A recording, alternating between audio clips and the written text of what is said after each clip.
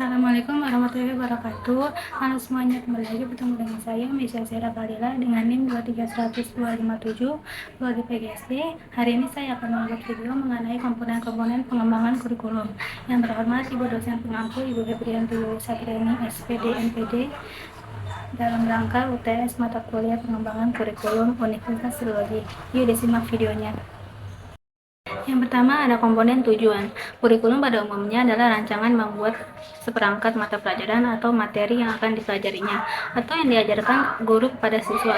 Kurikulum dan pengajaran merupakan suatu kesatuan karena kurikulum memberikan arah pembelajaran dan kurikulum mengacu pada program rencana dan pengalaman belajar, sedang pembelajaran merujuk pada metodologi dan kegiatan pengajaran. Oleh karena itu, kurikulum sebagai suatu sistem yang mempunyai komponen-komponen saling mendukung dan saling berkaitan yang satu dengan yang lainnya, yaitu komponen tujuan yang menjadi arah pendidikan, komponen pengalaman belajar, komponen strategi pencapaian tujuan, dan komponen evaluasi. Komponen-komponen yang membentuk sistem kurikulum dan melahirkan pengajaran dan sistem pengajaran itulah yang menjadi pedoman guru dan pengelolaan proses belajar mengajar dalam kelas. Tujuan pengembangan kurikulum.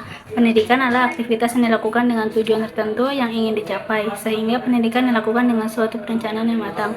Aktivitas yang menyimpang dari pencapaian tujuan tersebut sedapat mungkin dicegah karena akan kontraproduktif dengan tujuan pendidikan. Tujuan pendidikan itu sendiri memiliki dua fungsi, memberi arah dan merupakan sesuatu yang ingin dicapai oleh segenap kegiatan pendidikan.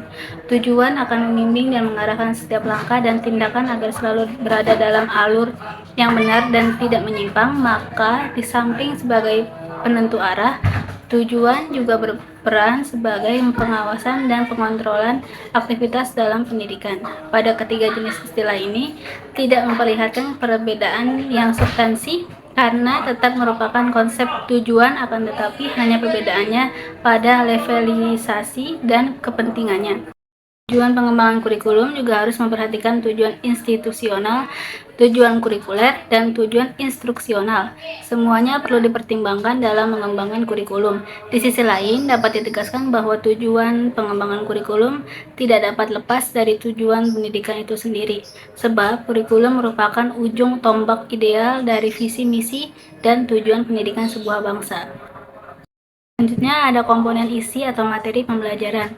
Hendiat Sutopo dalam Sukiman berpendapat bahwa materi atau isi program kurikulum adalah segala sesuatu yang diberikan kepada anak dalam kegiatan belajar mengajar dalam rangka mencapai tujuan. Komponen isi atau materi pembelajaran kurikulum merupakan komponen yang berhubungan pengalaman belajar yang harus dimiliki oleh siswa.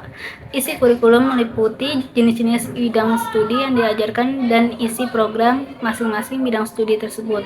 Isi atau materi pembelajaran adalah inti dari apa yang dipelajari oleh siswa. Komponen-komponennya mencakup konsep, teori, fakta, prinsip, dan keterampilan yang ingin disampaikan kepada siswa melalui proses pembelajaran.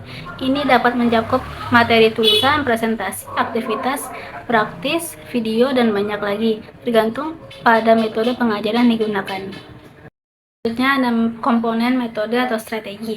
Strategi dan metode merupakan komponen ketiga dalam pengembangan kurikulum. Komponen ini merupakan komponen yang memiliki peran yang sangat penting, sebab berhubungan dengan implementasi kurikulum. Begitu pula dengan pendapat Rakjuni yang mengartikan strategi pembelajaran sebagai pela dan urutan umum perbuatan guru atau siswa dalam mewujudkan kegiatan belajar mengajar untuk mencapai tujuan yang telah ditentukan. Dari dua pengertian di atas, ada dua hal yang perlu diamati, yaitu yang pertama, strategi pembelajaran merupakan rencana tindakan, termasuk penggunaan metode dan pemanfaatan sebagai sumber daya atau kekuatan dalam pembelajaran. Yang kedua, strategi disusun untuk mencapai tujuan tertentu. Metode adalah upaya untuk mengimplementasikan rencana yang sudah disusun dalam kegiatan nyata agar tujuan yang telah disusun tercapai secara optimal. Metode juga digunakan untuk merealisasikan strategi yang ditetapkan. Dalam satu strategi pembelajaran digunakan beberapa metode.